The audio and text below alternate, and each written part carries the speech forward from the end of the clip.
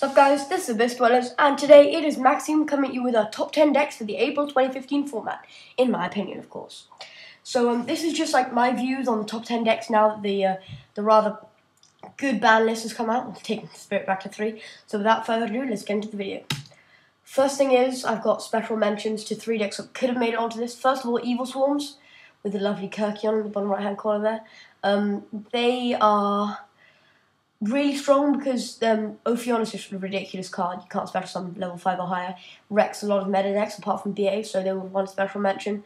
Then Yosenjus, because they can really spam hard. They probably would have been on this if Vanities hadn't gone to 1, but it's gone to 1, so yeah. And U.As, which probably most of you will be like, what, Max, you've gone mad, U.As? But because they are in for a ton of future support, and that's why they were special mention. And I kind of like the way the deck works. So first, on to number 10 of this format. This is taking in all recent tops and stuff. Fire Fists. Now, I'm a bit of a Fire Fist fan myself. They're my favourite deck, and a few reasons why. So Spirits to 3. That's just really strong. Spirit's a ridiculous card. Continuous Spirit, Horse Prince, Rooster Spirit, Loop. Just every turn you can go off into a Horse Prince and set up for next turn, then like go into XZs and like Vulcan and bounce is really strong. It's really fast with the whole Spirit Loop.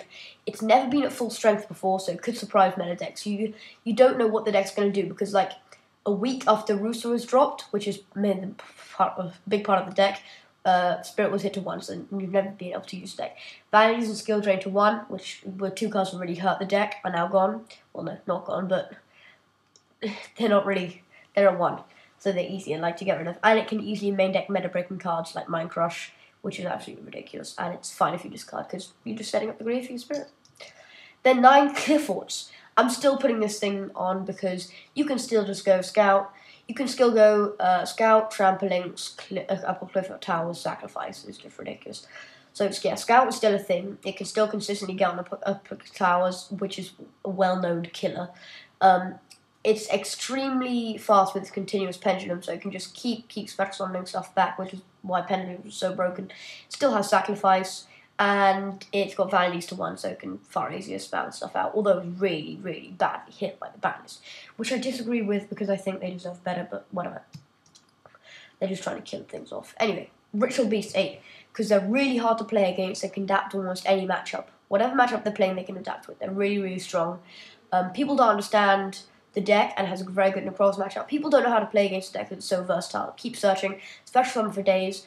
I was once playing on DN and I maxed a Ritual Beast player like an absolute idiot, and he decked me out. So yeah, they can just special summon for days. It's got a really good Nekroz matchup, obviously. It's got great future support as well as Gear Paleo, which you don't know what impact will have. Basically, it's Ulti Gear Paleo, which needs a Ulti Paleo monster, a Tamer, and a Ritual Beast. And it's just like, it's got a ridiculous effect. Anyway, and vanities to 1, which helps the deck a lot. So that's why it's 8. And there are a lot of good players who like the deck. And I like it. 7, Infernoids. It's got mega powerful future support, which will make it ridiculous. I think it's like Qliphorts down, Infernoids up. But, and the fusion is quite nice. It's really fast, and it's very good existing support with Lightsworns. Lightsworns support the deck so well. It's got tons of existing support with like Reasoning, Monster Gate, Charge is back to 2, which also helps the deck. Void Stick can negate pretty much everything. I don't know what to say. It's got a really good Nekroz matchup because it just completely overloads the deck. It's like Themis, attack over the Unicorn, banish the Brio, just like, and it creates massive monsters which are almost impossible to get over. And then if it can't create the massive monsters, you just bounce everything you have. So yeah, 7 Infernoids. Quite amazing. Zings. Loads of existing synchro support to help the deck. It's really versatile and can play in so many different ways. You never know what Zing deck you're going to play. Because like you can run into a mega aggressive Zing deck, conservative one, defensive one, control one, whatever. And it's got lots of future support, including Chao Feng, which seems to me very powerful. If you make that card, you pretty much win the game. And they have a 3+1 in the form of Zing Path, and it can recycle. So if you don't know what Zing Path is, basically you return 3 Zings. Don't have to even have to be monsters, just Zing cards. You can return Zing Path to your deck to draw 2 cards. It's just ridiculous. And yeah, it's just absolutely properly ridiculous. And it can adapt to almost any. If you find out what deck you're playing against with Zings, you're already doing pretty well. So like stuff like Mind Crush is really good in there. Heroes. Because I don't need these bullet points, I just need to say Dark Lord's too broken. That's basically the main reason. Yeah, Dark Lord's absolutely ridiculous. You can just banish cards they search, banish cards from the graveyard, which just destroys BA and what is it? Shaddolls. Acid Rex or Rogue decks, such as my Fire Fist, you just like some guy just Dark Laws, form change, acid, wipe all my back row, destroy my monsters and attacks, and I'm just like swearing at the screen. The deck can spell out really fast fusions. The deck has great Nekroz matchup due to Dark Law, and it's got loads of good existing support like Summon, Monk, and Goblinberg, which increase consistency to quite a high amount. Then BA, because they're still really, really fast, and Dante's still worth a lot of money, as the picture obviously says.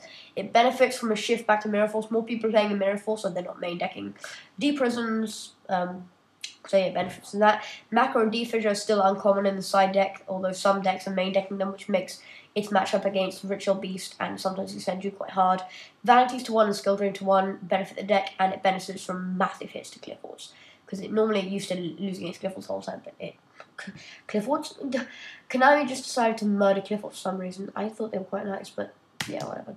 So Tellarknights in top 3 now, so loads of good future support, and the star sets, which is ridiculous. Generic rank 4s, which are very powerful in the metagame. Castell, 101, stuff like that. It's really, really strong. Great, well, I don't say great, good consistency. The only deck with great consistency is the Nekroz. Very good Burning Abyss matchup. Burning Abyss is still a thing, it's just under it, but it's a very good matchup. And unlike other meta decks, it can keep going for a long time. By that I mean, it doesn't just after you've used all your fusions or your synchros or stuff, it can keep going for ages because it can just keep recycling cards on and on. So now 2 is probably a card that will surprise some people or not surprise some other people. Shaddolls, because they can make absolutely massive monsters in construct. Window's still a thing. Great feature support in the form of Anomalith. Star Seraphs are absolutely ridiculous. In the OCG, when they dropped Star Seraphs, it was absolutely ridiculous because Star Seraphs Dolls just make Chaos Dragons so good. Well, not what am I saying? Chaos Dragons, Chaos Dolls. Who cares about Deco Dolls? And they're so good that in the OCG they had to ban Construct. That's how good Seraph Dolls were. It's just absolutely ridiculous. And if we get those, and Elder God Nogan as well, it's going to be absolutely ridiculous. Chaos Emperor Dragon may return, which gives a lot of power to the deck, because we all know how broken Chaos Emperor Dragon was. And Crush card is still a strong card. Just normal summon Falco, Crush Yard, Spirit, wipe back, and just destroy your whole opponent's field. You flip Sinister Shadow Games, yeah. So 2 Shaddolls, and 1, as most of you would guess when you clicked on the video, Nekroz, because they're just far too broken. Trashes every meta deck, just returns everything to the deck, completely everything. It's got extremely high consistency. Manju, Senju, okay, they hit Prep and Brio, but still, Manju, Senju, just like, it's ridiculous, this deck. It's got built-in Swift Scarecrow in the form of Valk, which is a Swift Scarecrow with 2,900 attack. Yeah. It benefits from really big hits to Qliphorts and hits to BA, because Qliphorts used to like be okay against, because Brio doesn't really like. Well, Brio cards work if they're already being killed and they just special summon back, but yeah. Brio broken. Benefits from big hits to Qliphorts and hits to BA, yeah. Although it's still trash BA anyway. If you've got 2 Dantes, you just bring on a Brio and just return everything. And Vanities and Skill Drain are to 1, which does benefit the deck, because Skill Drain is pretty bad for them, but Vanities is the thing that absolutely murdered them. So, yeah. So thank you very much for watching all those unhappy Nekroz players on the screen. Please like, comment, and subscribe. And Maxime signing out.